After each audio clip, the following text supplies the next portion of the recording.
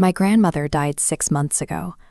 By the end of that first month, her house was sold, her accounts were closed, and her phone number was officially out of service. That ended at 3:14 a.m. today. My phone lit up the nightstand, and the screen showed her exact contact name, and the number I knew was no longer active. The voicemail itself was mostly white noise, but under the layer of static, her voice was unmistakable. She told me, "Don't let them find the box beneath the grave." Part of me wanted to believe a telemarketer was spoofing her old number as some kind of predatory scam, but the recording had her specific pauses, her exact inflection. It sounded like she was standing right next to the microphone. I couldn't sit in the house and wonder if I was losing my mind. I needed to see the grave for myself. I needed to know if there was actually something buried there. The cemetery was empty when I arrived at midnight. The fog was so thick I could barely see 3 feet in front of the car's headlights. I brought a handheld frequency scanner, thinking I might find a localized transmitter or a rogue radio tower nearby that could explain the interference on my phone. The second I stepped onto the grass of her plot, the scanner didn't just beep. The speaker hummed with a deep, vibrating drone. Every needle on the display pushed into the red. It wasn't just random noise. The scanner picked up a rhythmic 30-second loop. It was a structured burst of data buried beneath the hiss of the cemetery wind. A digital glitch is a ghost in the machine, but a repeating 30-second pulse is a deliberate broadcast. By documenting that signal, I was no longer looking for a haunting.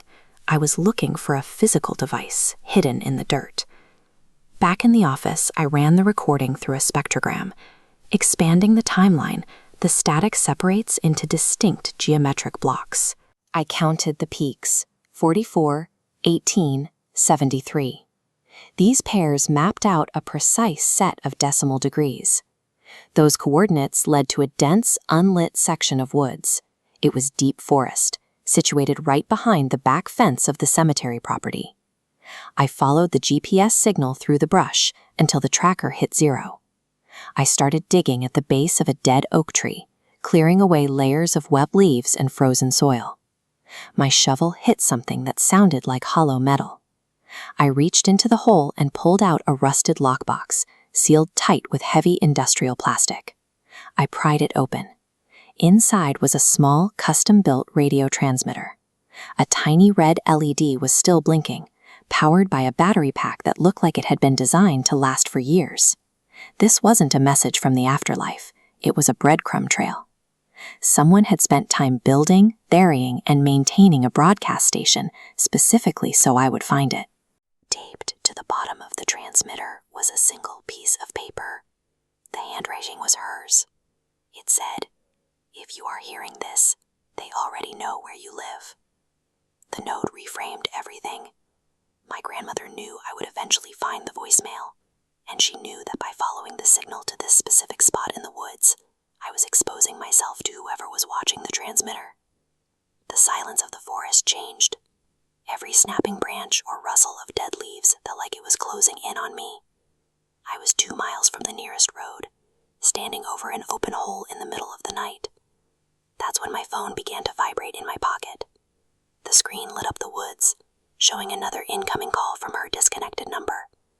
I answered it. I didn't say a word. There was a long silence, then the sound of her voice, terrified and breathless. She said, "Don't turn around." The investigation was the intended goal. Seeking answers from the grave doesn't provide closure. It invites shadows to follow you back into the light.